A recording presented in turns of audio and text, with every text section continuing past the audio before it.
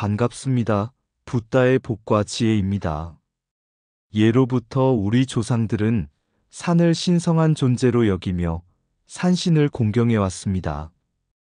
그러나 그 믿음이 단순한 산악 숭배에 머문 것이 아니라 불교의 자비와 지혜 속에서 하나가 되어 우리 민족의 정신문화로 자리 잡았습니다. 부처님께서는 모든 존재를 포용하고 서로 다른 신앙과 가치도 존중하며 진리로 이끄셨습니다. 한국 불교 속에서 산신신앙이 공존하는 것도 바로 그 관용과 자비의 정신이 반영된 것입니다.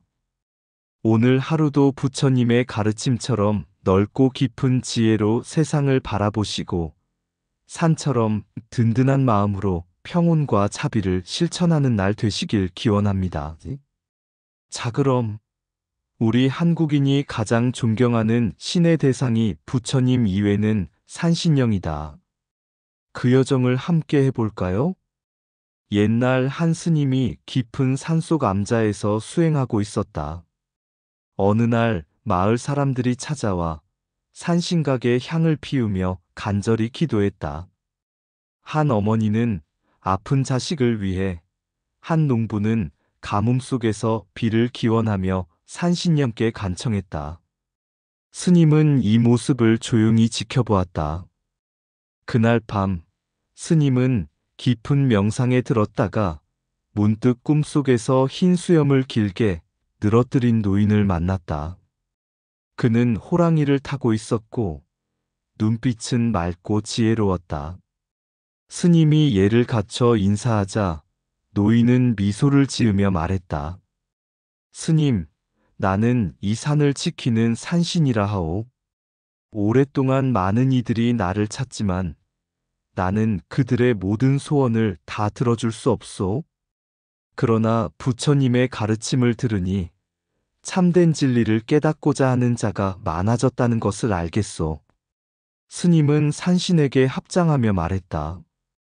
산신이시여, 부처님께서는 우리에게 스스로의 업을 깨닫고 지혜로 세상을 바라보며 자비를 실천하라고 가르치셨습니다.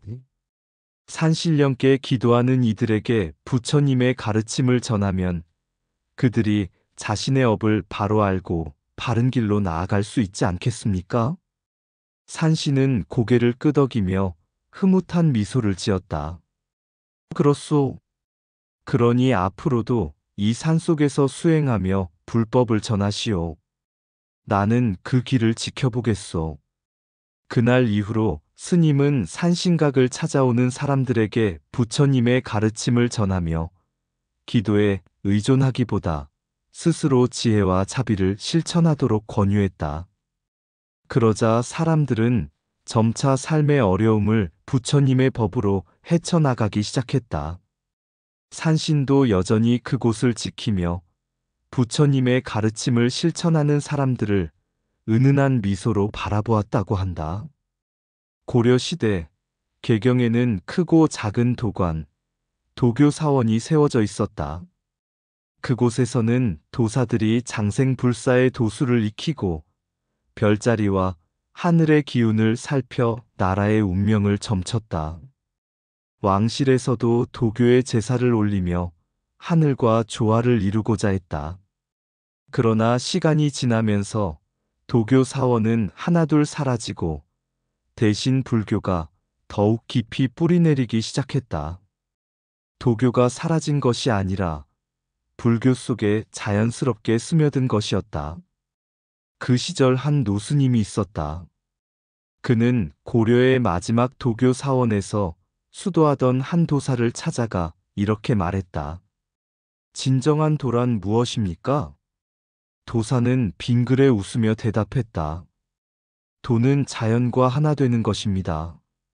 하늘의 이치를 깨닫고 몸과 마음을 맑게 하여 신선처럼 사는 것이지요. 그러자 노스님은 미소를 지으며 말했다. 부처님의 가르침 또한 도입니다.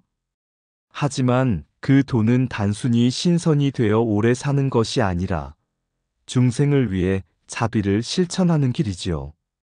자연과 조화를 이루는 것도 중요하지만 그 조화 속에서 남을 돕고 깨달음을 나누는 것이 더 깊은 도가 아닐까요? 도사는 그 말을 듣고 깊은 생각에 잠겼다. 그는 평생을 하늘의 이치를 깨닫고자 했지만 정작 사람들에게 자비를 베풀고 그들을 깨우치는 일에는 소홀했다는 것을 깨달았다. 그날 이후 그는 도관을 떠나 불법을 배우기 시작했다. 그러나 그가 배운 도교의 가르침을 버리지 않았다. 오히려 부처님의 가르침 속에서 도교의 자연사상과 조화의 철학을 녹여냈다. 그는 불교의 스님이 되었지만 여전히 하늘과 별을 바라보며 자연과 함께 수행했다. 그의 가르침은 후대에 전해졌고 결국 도교의 많은 신앙 요소는 불교 속에 자리 잡게 되었다. 산신각, 칠성각, 용왕당이 불교 사찰 안에 남아있는 이유도 바로 그러한 포용과 조화의 지혜 덕분이었다. 도사가 노스님께 물었다. 그렇다면 불교는 도교를 삼켜버린 것입니까? 노스님은 고개를 저으며 말했다. 아니요. 불교는 그저 도교의 깊은 뜻을 품은 것입니다. 마치 큰 강이 여러 개의 작은 물줄기를 받아들이듯 진리는 모든 가르침을 품어 더욱 넓어지는 것이지요.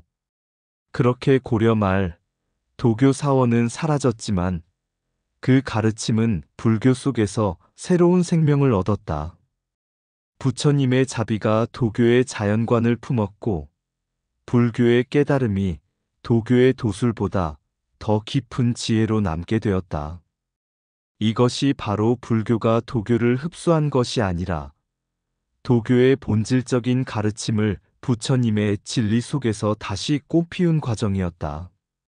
진정한 도는 오래 사는 것이 아니라 오래도록 자비를 실천하는 것이다. 큰 강이 작은 물줄기를 품듯 참된 가르침은 모든 진리를 포용한다.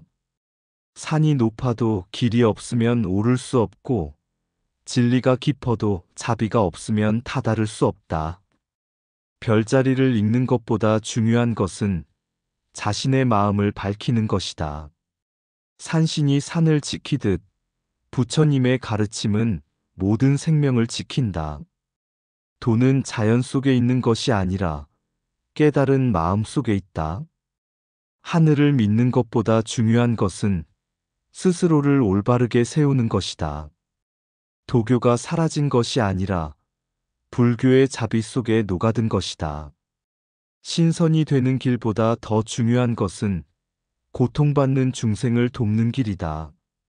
모든 길이 한 곳에서 시작되듯 모든 진리는 결국 하나로 흐른다. 도술로 하늘을 날기보다 지혜로 중생을 이끄는 것이 더 귀하다. 산신을 공경하는 마음이 있다면 그 마음을 더 넓혀 부처님의 가르침을 따르라. 하늘의 기운을 따르는 것도 좋지만 부처님의 자비를 실천하는 것이 더 바른 길이다. 도교는 하늘을 바라보라 가르쳤고 불교는 그 하늘 아래 모든 중생을 보라 가르쳤다. 참된 깨달음은 무엇을 버리는 것이 아니라 모든 가르침을 올바르게 품는 데서 온다. 옛날 어느 깊은 산속에 한 사찰이 있었다. 이 사찰은 오래전부터 수행자들이 모여 참선을 하고 불법을 전하는 곳이었다. 그런데 이 사찰이 자리한 산에는 오랫동안 마을 사람들에게 숭배받아온 산신령이 있었다.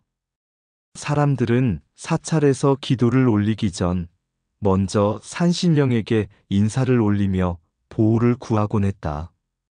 어느 날 한 젊은 스님이 사찰에 들어와 의문을 품었다.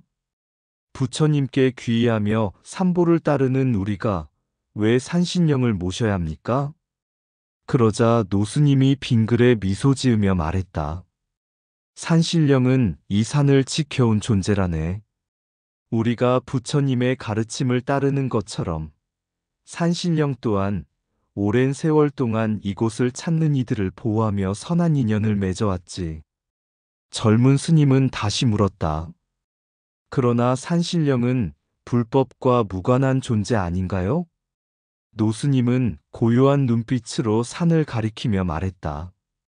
부처님의 가르침은 강물이 바다로 흘러드는 것과 같아서 어디든 걸림이 없고 조화를 이루는 법이네. 부처님께서는 중생이 지닌 신심을 헤아리고 그들이 믿는 것을 배척하기보다 포용하셨지. 산신령을 따르는 이들의 믿음을 존중하면서도 더 깊은 깨달음으로 이끌어야 하지 않겠는가? 그날 밤 젊은 스님은 깊이 사색하며 경전을 펼쳤다. 거기엔 이런 말씀이 적혀 있었다. 모든 중생의 근기를 살펴 그들의 길을 열어주라. 부처님의 자비는 바람처럼 모든 곳에 머무르며 햇살처럼 차별 없이 비추느니라. 그제야 그는 깨달았다. 산신각이 존재하는 이유는 단순한 미신 때문이 아니라 부처님의 가르침이 사람들의 신앙과 조화를 이루어 포용하기 위함이었다. 그 후로 그는 산신각 앞을 지날 때마다 가볍게 합장하며 이렇게 속삭이곤 했다. 당신 또한 불법을 수호하는 보호신이 되어 중생을 이끄소서. 그날 이후 사찰을 찾는 사람들은 부처님께 예를 올리고 산신각에서도 경건한 마음으로 기도했다. 그리고 그들의 신앙은 자연스럽게 부처님의 가르침 속으로 녹아들어갔다. 이처럼 불교는 배척하는 것이 아니라 포용하면서 자연스럽게 중생들을 이끌었다. 이것이 바로 부처님의 참된 자비와 지혜였던 것이다. 진리는 바람과 같아 어디에도 머물지 않지만 모든 곳에 스며든다. 자비는 물과 같아 어떤 그릇에도 맞춰 흐르며 조화를 이룬다. 모든 믿음 속에서도 참된 깨달음의 길을 찾을 수 있다. 부처님의 가르침은 배척이 아니라 포용에서 시작된다. 산이 있기에 구름이 머물고 믿음이 있기에 깨달음이 자란다. 지혜로운 자는 다투지 않고 다름을 인정하며 길을 연다. 불법은 햇살과 같아 모든 이에게 고르게 비추어야 한다.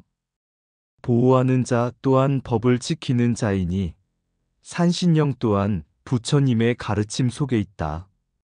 진정한 신앙은 형식이 아니라 마음속에서 자란다. 중생의 근기를 헤아리지 않는 가르침은 공허한 메아리일 뿐이다. 부처님은 산을 오르는 이에게 길을 막지 않고 오히려 길을 열어주신다. 바람은 방향을 가지지 않지만 모두에게 스며든다. 지혜 또한 그러하다. 불교는 강물과 같아 모든 믿음을 품고 흘러간다. 법은 땅과 같아 모든 씨앗을 받아들여 자라게 한다. 참된 깨달음은 반대가 아니라 이해에서 시작된다. 옛날 한 스님이 깊은 산속 암자에서 수행하고 있었다.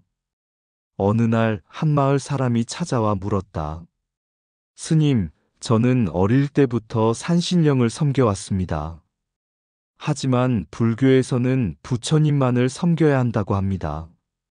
제가 산신을 믿는 것은 잘못된 일인가요? 스님은 미소를 지으며 마른 나뭇가지를 하나 주었다. 그리고 작은 연못에 그것을 던지며 말했다. 이 나뭇가지는 나무에서 떨어져도 강을 따라 흐르면 결국 바다에 이르게 된다. 진리 또한 그렇다. 길이 다를지라도 깨달음으로 가는 길은 서로 이어져 있다. 그러자 마을 사람은 다시 물었다. 하지만 서양의 종교들은 자신들과 다른 신을 인정하지 않습니다. 왜 불교는 이렇게 관대합니까? 스님은 조용히 손을 들어 하늘을 가리켰다. 태양은 오직 하나지만 사람들은 저마다 다른 언어로 태양을 부른다. 중요한 것은 태양이 존재한다는 사실이지 우리가 그것을 무엇이라 부르는지가 아니다. 부처님의 가르침도 마찬가지다. 불교는 있는 것을 없다고 하지 않고 이미 존재하는 것을 부정하지 않는다. 다만 모든 존재가 더 넓은 깨달음으로 나아가도록 돕는 것뿐이다. 마을 사람은 깊이 고개를 숙이며 말했다. 그렇다면 산신령도 부처님의 가르침 아래 중생을 돕는 존재로 이해할 수 있겠군요. 스님은 빙그레 웃으며 말했다. 그렇지. 산신령 또한 우리 조상들의 믿음이 담긴 존재이며 그 역시 중생이 길을 잃지 않도록 돕는 역할을 해왔다. 부처님의 가르침은 강과 같아 많은 지류를 받아들여 결국은 넓은 바다로 흐르는 것이다. 그날 이후 마을 사람은 절에 들러 산신각도 참배하며 부처님의 가르침을 따르는 수행을 시작했다. 그리고 마을에서도 불교와 산신신앙을 함께 존중하는 전통이 이어졌다. 이처럼 불교는 기존 신앙을 부정하지 않고 포용하며 모든 것이 깨달음으로 나아가는 길임을 보여준다. 서양 종교가 기존 신앙을 부수고 새로운 신앙을 강요했다면 불교는 조용히 스며들어 조화를 이루는 길을 선택했다. 바로 이것이 불교의 관용성이며 도교가 자연스럽게 불교 속에 스며든 이유다. 진리는 강과 같아 많은 지류를 받아들이지만 결국 한바다로 흐른다. 부처님의 가르침은 배척이 아니라 조화 속에서 빛난다. 태양은 하나지만 사람들은 저마다 다른 언어로 태양을 부른다. 산도 하늘도 부처님의 자비 안에 있나니 모든 것은 길을 밝히는 등불이 된다.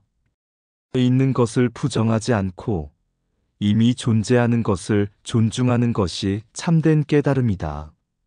산신령 또한 부처님의 품 안에서 중생을 돕는 도반이니라.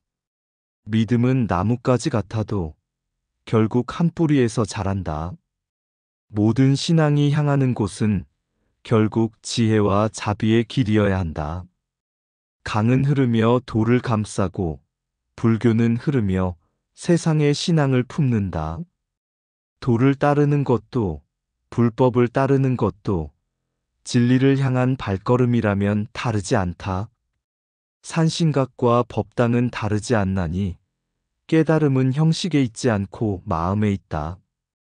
부처님은 강을 부수지 않고 강을 따라 흐르며 바다로 가는 길을 보여주신다. 신앙이란 서로를 무너뜨리는 것이 아니라 함께 자라며 깊어지는 것이다. 산을 오르는 길은 달라도 정상에서 바라보는 하늘은 같다. 부처님의 가르침은 가로막지 않고 모든 것을 포용하여 더욱 빛난다. 옛날 고려의 한 깊은 산속에는 작은 사찰이 하나 있었다. 그곳은 원래 도사들이 수행하던 도관이었지만 고려 말이 되면서 불교 사찰로 변해갔다. 하지만 그곳의 스님들은 도사들이 숭배하던 산신령을 배척하지 않았다. 오히려 산신각을 따로 세워 마을 사람들이 예전처럼 산신에게 기도를 드릴 수 있도록 하였다. 어느 날 한 젊은 승려가 주지 스님께 물었다. 스님, 산신각은 불교와 무관한 것이 아닙니까? 왜 우리 절에 두어야 합니까? 그러자 주지 스님이 미소를 지으며 말했다. 산은 스스로 존재하는 것이 아니라 오랜 시간 바람과 물이 깎아 만들어진 것이란다. 불교도 마찬가지다. 우리는 새롭게 오는 것들을 무조건 배척하는 것이 아니라 그것이 길이 될 수 있도록 조화롭게 받아들여야 한다. 젊은 승려는 고개를 끄덕였지만 아직 이해가 되지 않았다. 그러던 어느 날 큰 가뭄이 들었고 마을 사람들은 사찰로 찾아와 산신각 앞에서 비를 내려달라고 기도했다. 주지 스님은 그들과 함께 기도한 후 법당으로 가서 부처님께도 자비를 구하는 기도를 올렸다. 며칠 후 장맛비가 내려 오랫동안 메말랐던 논밭에 물이 흘렀다. 마을 사람들은 환희하며 산신령과 부처님께 감사를 드렸다. 이를 본 젊은 승려는 깨달음을 얻었다. 부처님의 가르침은 강과 같아 모든 흐름을 받아들이고 함께 흘러간다. 산신을 믿는 것도 부처님을 따르는 것도 모두 중생을 위한 길이니라. 그날 이후 그 승려는 누구보다도 열심히 산신각을 찾아 절을 올리고 법당에서는 깊은 참선을 하며 중생을 위해 기도했다. 그리고 그는 깨달았다. 부처님은 배척하지 않으셨다. 도교도 산신도 모든 것은 진리를 향한 다름의 길이었을 뿐. 이렇게 한국 불교는 도교의 요소를 품으며 더욱 깊고 넓은 신앙으로 자리 잡았다. 불교는 언제나 열려 있고 모든 존재를 존중하며 궁극적으로는 모든 길이 부처님의 자비와 지혜로 통한다는 것을 알려주었다.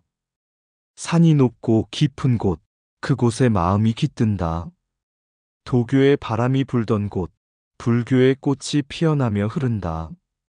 산신령이 잠든 땅에 부처님 자비의 빛이 스며들고 길은 다르나 목적은 같아. 모두가 한 길을 향해 나아가네. 고요한 산속 그곳에서 우리의 마음을 닫지 않고 열어 그 어떤 신앙도 거부하지 않으며 서로를 품어 진리를 찾네. 부처님은 말했지. 모든 존재는 길을 찾고 있다. 그 길이 너와 나의 길이라 해도 결국 하나의 빛을 향해 가는 것이다. 산신은 부처님의 제자가 되어 자비의 손길로 세상에 울려 퍼지고 우리의 마음 또한 그 자비 속에 하나 되어 빛나리라. 모든 신앙, 모든 길은 진리를 향한 하나의 발걸음, 부처님의 가르침 안에서 서로를 존중하며 나아가리라. 불교는 문을 닫지 않으니 누구든지 이 길을 따라올 수 있다. 그래서 오늘도 나는 말하네. 모두가 함께 자비 속에서 살아가자. 이 세상의 모든 길이 부처님 자비로 이어지리니 우리는 하나 되어 진리의 빛 속에 평화로운 길을 걸어가리라. 이상 붓다의 복과 지혜였습니다. 오늘도 복지구족한 날 되세요. 구독과 좋아요는 붓다의 복과 지혜를 밝히는 큰 자비의 등불이 됩니다.